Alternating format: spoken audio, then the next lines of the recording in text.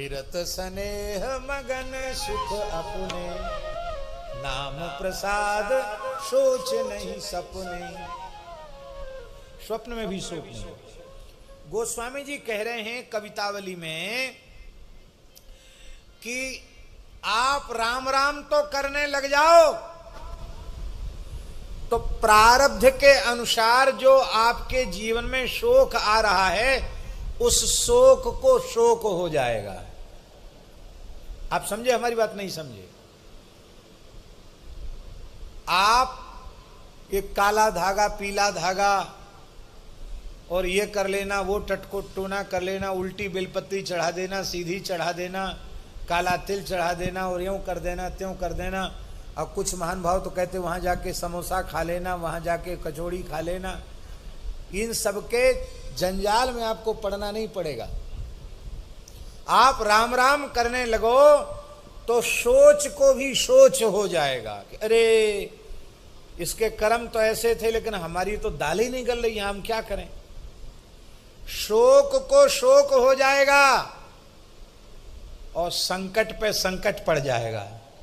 यदि तुम राम राम करने लगे तो शोक को शोक हो जाएगा और संकट के ऊपर संकट आ जाएगा।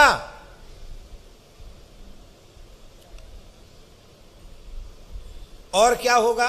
जरत प्रभाव नाम ललित ललाम को, सोच संकटन सोच, सोच और संकटों को सोच हो जाएगा, उन पर संकट पड़ जाएगा। संकट परत जर जरत प्रभाव नाम ललित ललाम को, नाम का ललित प्रभाव ऐसा है कि जो दहन कर्मा अग्नि है वो भी चंदन के जैसी शीतल हो जाएगी। और डूबती हुई तुम्हारी नौका, भव मझधार में, भव सिंधु में डूबती हुई तुम्हारी नौका वो उछर जाएगी और उछर ही नहीं जाएगी, किनारे लग जाएगी। किनारा कौन है? श्री नित्य गोलोक, श्री नित्य वैकुंठ, श्री नित्य साकेत, यही किनारा है। श्रीधाम वृंदावन यही किनारा है। वहां तुम्हारी नौका लग जाएगी, तुम्हारी सारी बात समझ जाएगी, तुम्हारी बिगड़ी एक पल में बन जाएगी।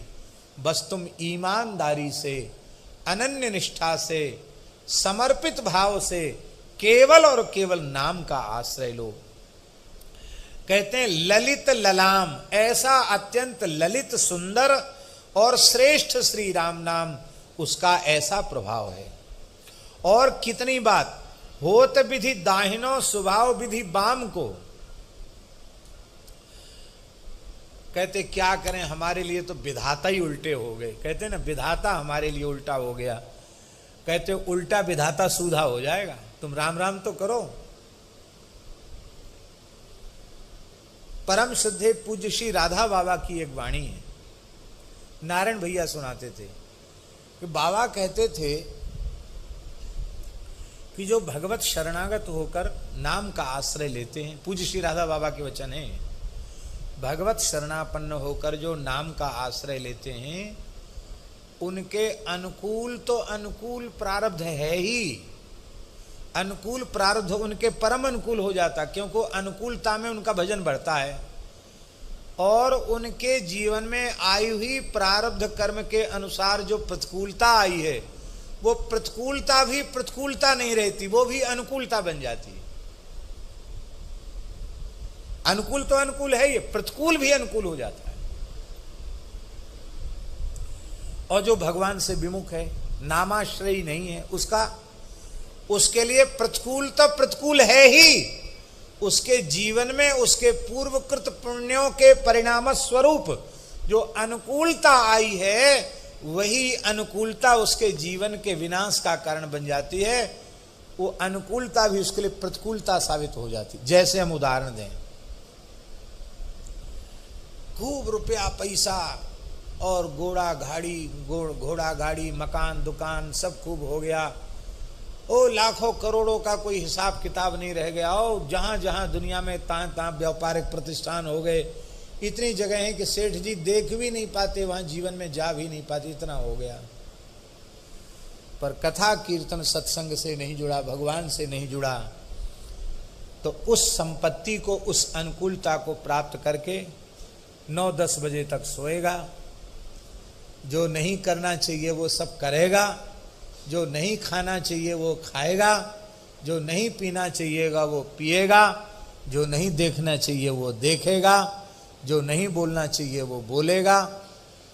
तो अब इस सब के करने से क्या होगा? उसकी यह भाग्य की अनुकूलता ही उसको नरकों में ले जाएगी। और भगवान के भक्त के अनुकूल परिस्थिति आ गई तो बोले खूब भंडारा करो, खूब साधु सेवा करो, खूब कथा कीर्तन कराओ, खूब यज्ञ कराओ, खूब गौशाला बनाओ, खूब चारा दो गौशालाओं में। अब ठाकुर जी ने खूब दिया है करने के लिए, तो खूब खुले हाथ करो। तो भजन बढ़ा कि नहीं बढ़ा? पुण्य बढ़ा कि नहीं बढ़ा? उत्तम उपयोग उसने अनुकूल परिस्थिति में किया। अब प्रतिकूलता आई तो एक साथ व्यापार में घाटा हो गया, नौकरी से निकाल दिया, घर में झगड़ा हो गया, और सब तरह से आफत ही आफत आ गई। वो किसी रेल की पटरी पे जाके नहीं सोएगा, वो किसी नदी तालाब में कूद के आत्महत्या नहीं करेगा, वो सब छोड़ के कहेगा भैया सब देख लिया, भगवान ने बड़ी दया की, अब चल वृंदावन धाम, रटेंगे राधा राधा नाम, ओढ़ के कामरकारी और जपेंगे कुंज बिहारी। बस बोले चल। अब प्रतिकूलता आई, सब छोड़ के वृंदावन आ गए, यहाँ खूब भजन करने लग गए। तो अब बताओ, अब भजन करने लगे तो वो प्रतिकूलता क्या बुरी हुई? बोलो है? आई तो प्रतिकूलता, सब छूट गया, बिछो हो गया, आके सेवा करने लग गए, कथा कीर्तन में आ गए, धामवास मिल गया। तो हानि हुई कि लाभ? क्या हुआ? लाभ हुआ। प्रतिकूलता भी अनुकूलता।